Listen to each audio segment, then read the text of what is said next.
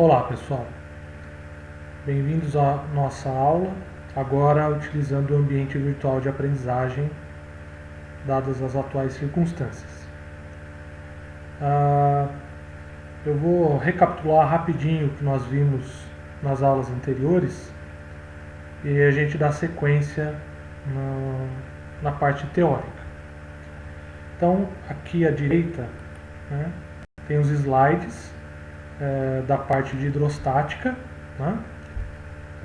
Esses slides foram disponibilizados para vocês, assim como a lista de exercícios e o gabarito, lá na intranet, e também está disponível no AVA. Então, na primeira aula, né, nós falamos lá de fluidos, estados da matéria, massa específica e massa específica relativa, isso já especificamente para os líquidos, que vão ser os nossos objetos de estudo, que também nesse caso, né, massa específica vai ser um sinônimo de densidade. Falei um pouquinho sobre peso específico e peso específico relativo, né, tem relação direta com massa específica e densidade. E nós finalizamos a nossa aula falando sobre pressão, que é força normal por área, no SI, força medida em newtons, área em metro quadrado, e essa razão tem um nome que é Pascal. Expliquei para vocês em sala, né, a ideia de pressão negativa, que está associada a uma escala de pressão relativa. Né, nós exploramos juntos essa figura, né, e vimos que a pressão absoluta ou pressão é a pressão relativa mais atmosférica. Muito bem, hoje nós iremos falar da experiência de Torricelli, que foi uma tarefa que eu tinha deixado para a nossa aula. Né? Eu vou explicar aqui a experiência de Torricelli e a relação dela com pressão atmosférica.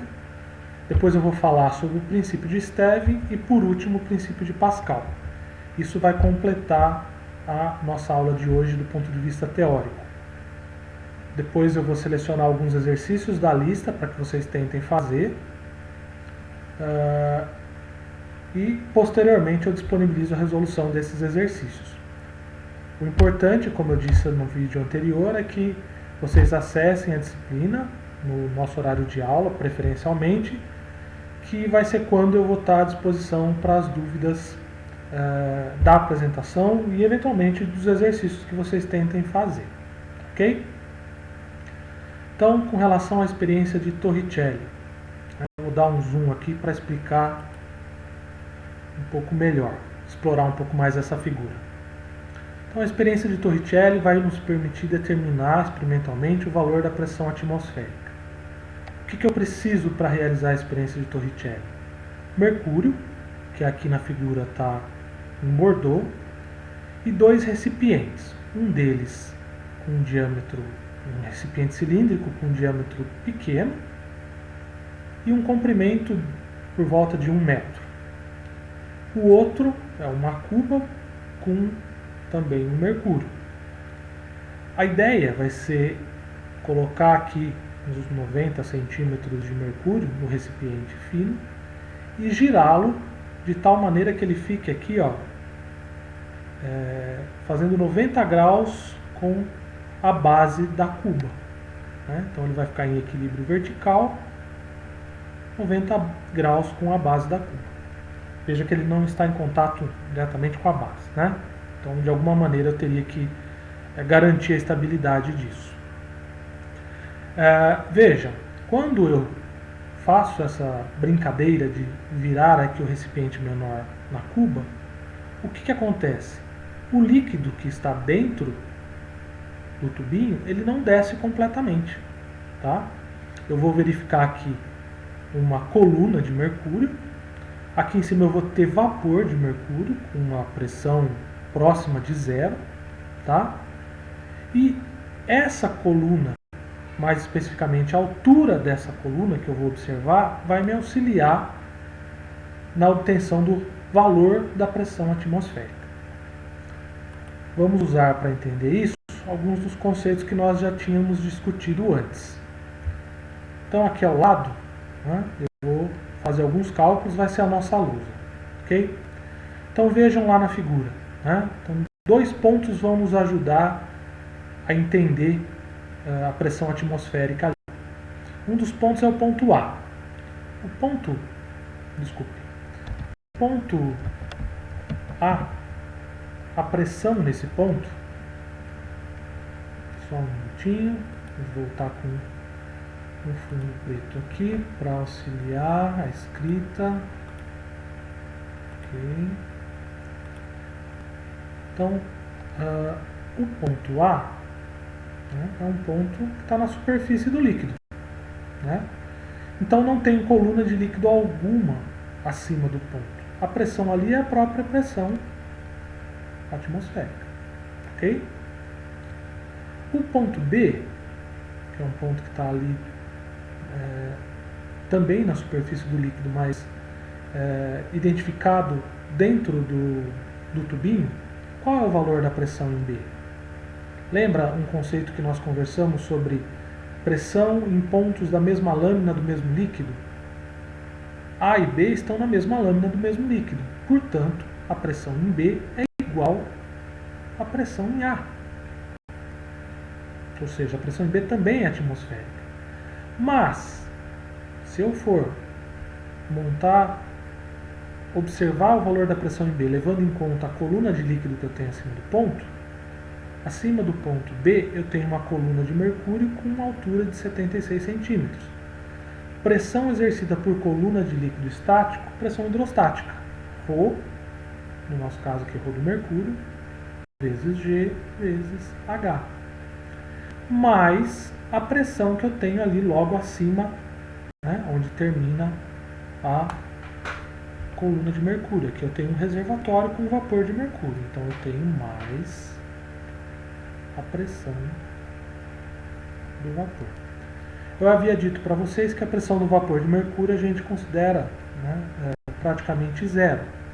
Tá? Então tem que realizar esse experimento com cuidado para que ali eu tenha de fato só vapor de mercúrio e nada mais. E aí essa pressão vai ser aproximadamente zero. E portanto a pressão em B vai ser só OGH. Então vejam, eu tenho pressão em B e tenho pressão em A. E eu sei que as duas são iguais, então vou igualá-las. Portanto, a pressão atmosférica vai ser igual a ρ do mercúrio vezes G vezes H. O mercúrio tem uma massa específica ou densidade conhecida. É 13.600 kg por metro cúbico. A gravidade, eu vou usar um valor de 9,8, não o nosso 10 arredondado. Isso para ter um valor de pressão atmosférica um pouquinho mais preciso.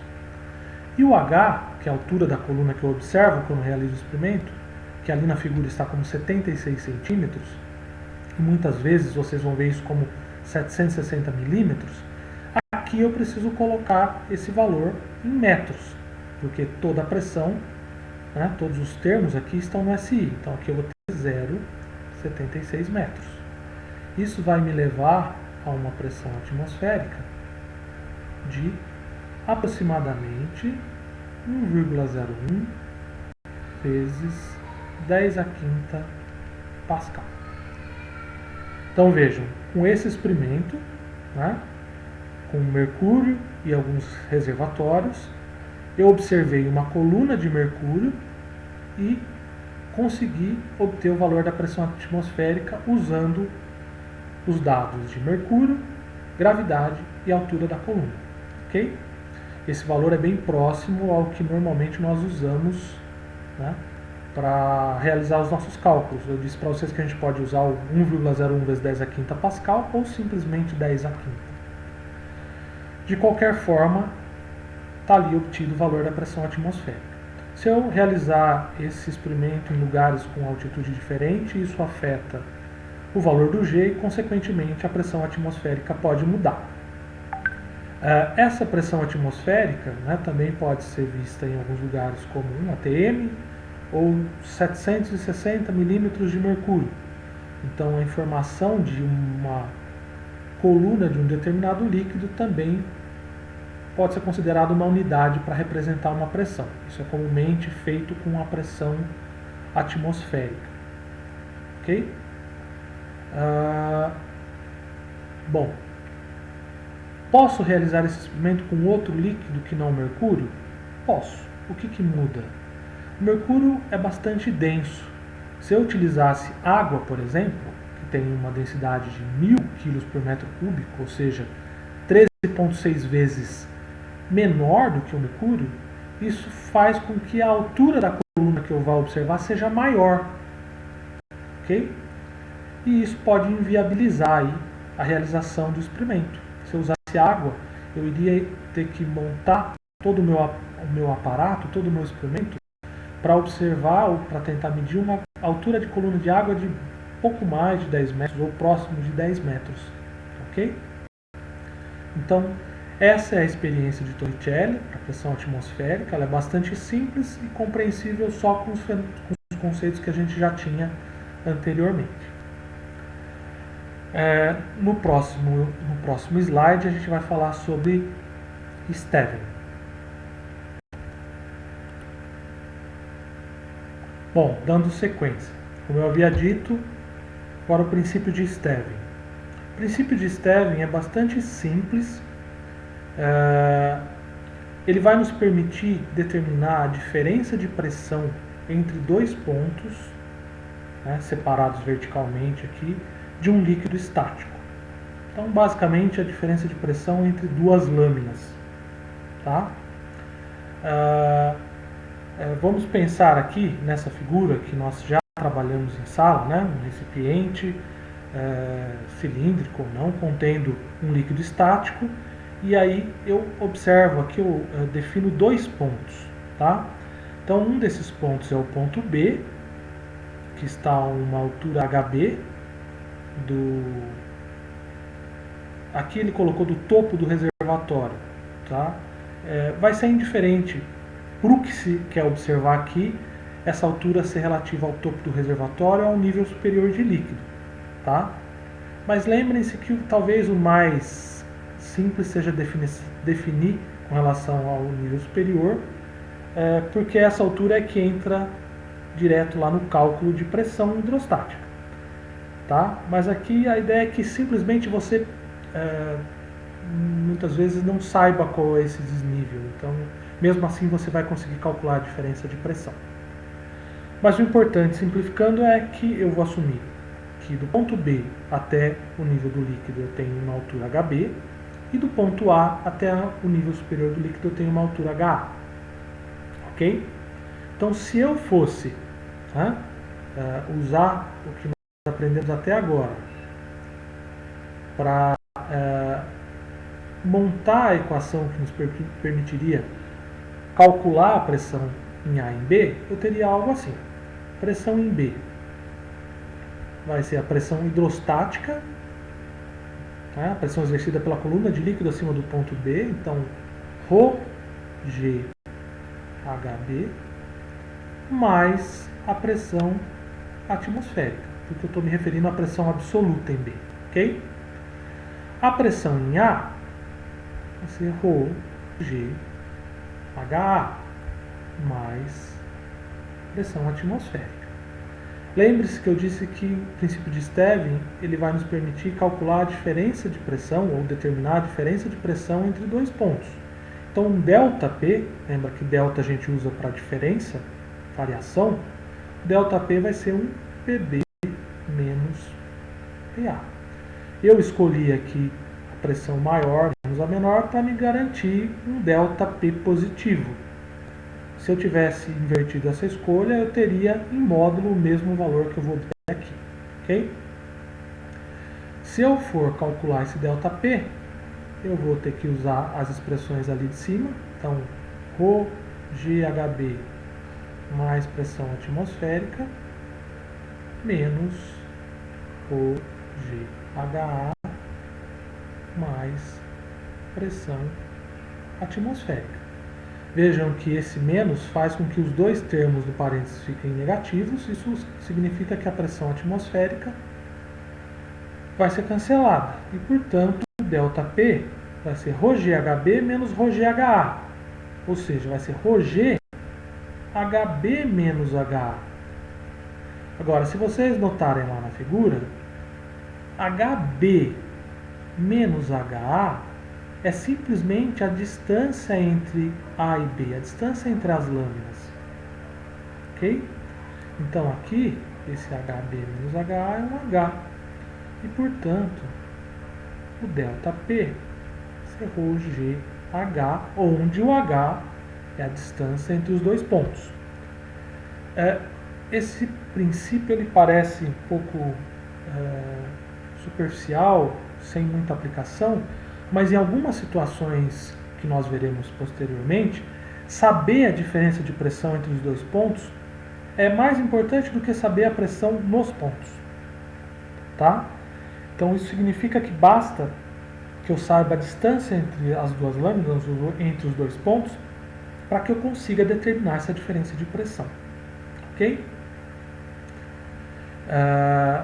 Bom, no próximo slide nós vamos falar um pouquinho sobre o princípio de Pascal. Bom, sobre o princípio de Pascal. Esse é um conceito bastante interessante, com muitas aplicações e de fácil visualização. É o princípio que explica o funcionamento de prensas hidráulicas, de vários equipamentos que utilizem o princípio multiplicador de força, como, por exemplo,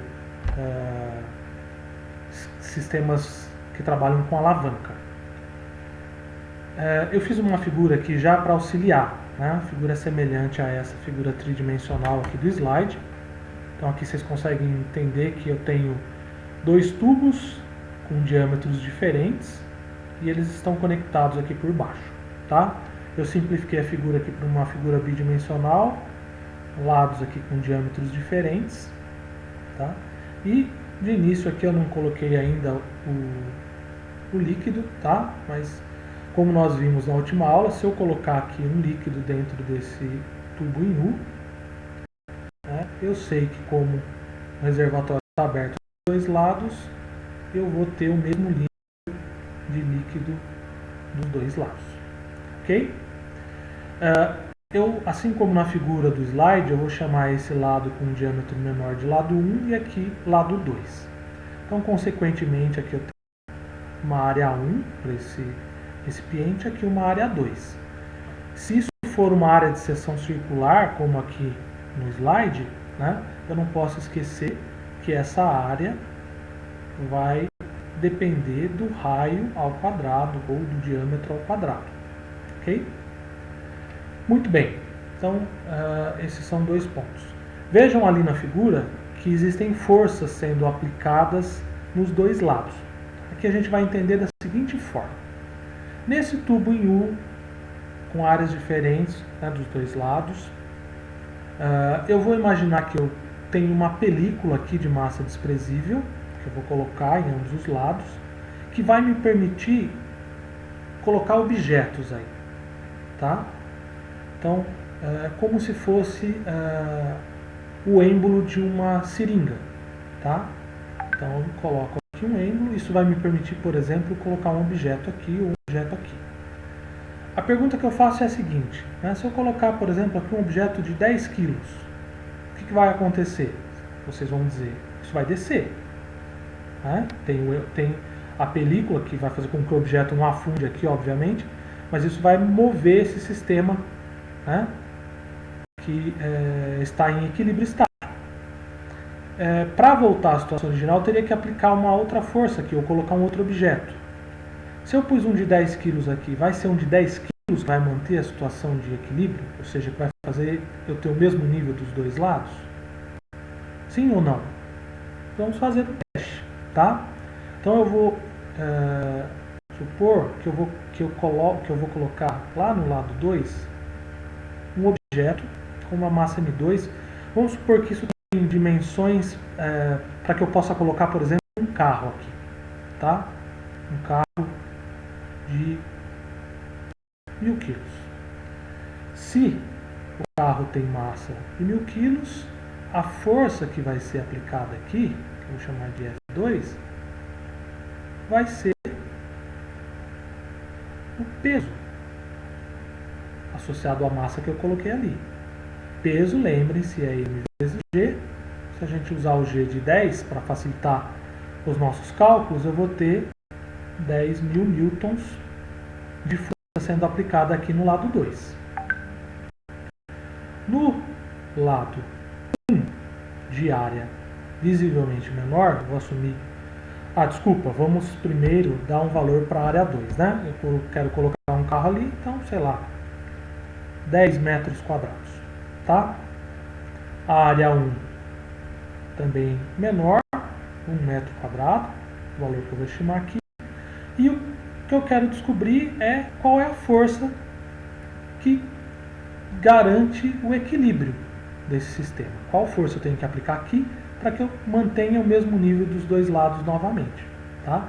Saber qual é essa força implica em saber qual é a massa que eu vou colocar lá. Então isso responderia a minha pergunta original. Como eu faço para determinar essa força e, consequentemente, essa massa? Bom, na situação de equilíbrio, né, a gente sabe que... Deixa eu só completar essa figura. Aqui vai ter o F1 associado à massa 1 que eu vou colocar ali.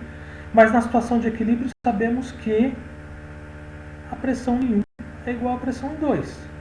Sabemos? Veja, se está em equilíbrio, é a mesma lâmina do mesmo líquido. Se é a mesma lâmina do mesmo líquido, é a mesma pressão. Então, portanto, sim, P1 é igual a P2. Mas, lembre-se, P é de pressão, não é de peso. Mas se P1 é igual a P2, isso significa que F1 por A1 é igual a F2 por A2. Veja, eu sei F2, peso do carro que eu coloquei ali, sei a área 2, a área 1, consequentemente eu posso determinar qual vai ser a força F1. Então, a força F1, vou colocar aqui embaixo, vai ser igual a F2 que multiplica a razão de A1 por A2. Então, F1 vai ser igual a 10.000 newtons dividido por 1 metro quadrado dividido por 10 metros quadrados. Vejam que se as unidades de área forem iguais, elas vão se cancelar e, portanto, F1 vai ser igual a 10.000 newtons dividido por 10, ou seja, 1.000 newtons, o que equivale a uma massa M1 de 100 kg. Então, portanto, se eu colocar 1.000 kg aqui, 1 tonelada, 100 kg aqui, ou seja, uma massa 10 vezes menor, vai me garantir a situação de equilíbrio. Lembra que eu tinha falado sobre o princípio multiplicador de força?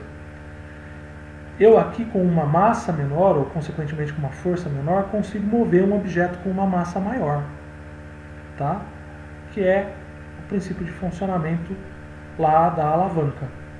Ok? Como eu disse, é um princípio muito útil, princípio de Pascal, muito simples. Alguns cuidados têm que ser tomados, né? Principalmente quando aqui eu dei o valor da área. Se eu desse o diâmetro ou o raio dessa tubulação, você não poderia esquecer que essa área vai depender do raio ao quadrado. Tá? Então não é porque essa área é 10 vezes maior que essa força é 10 vezes maior que 10 vezes maior que essa. Sim, se eu estiver analisando do ponto de vista de área. Do ponto de vista de raio, não. Esse raio é 2 vezes maior que esse, essa força vai ser 2 vezes maior que essa? Não. Tá?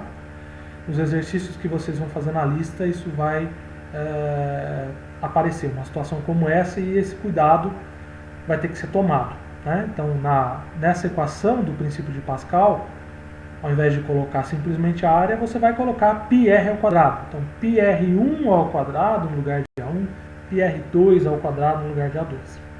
Ok? Muito bem. Então, esse é o princípio de Pascal. Na próxima aula, nós veremos os vasos comunicantes e empuxo, para finalizar a parte de hidrostática.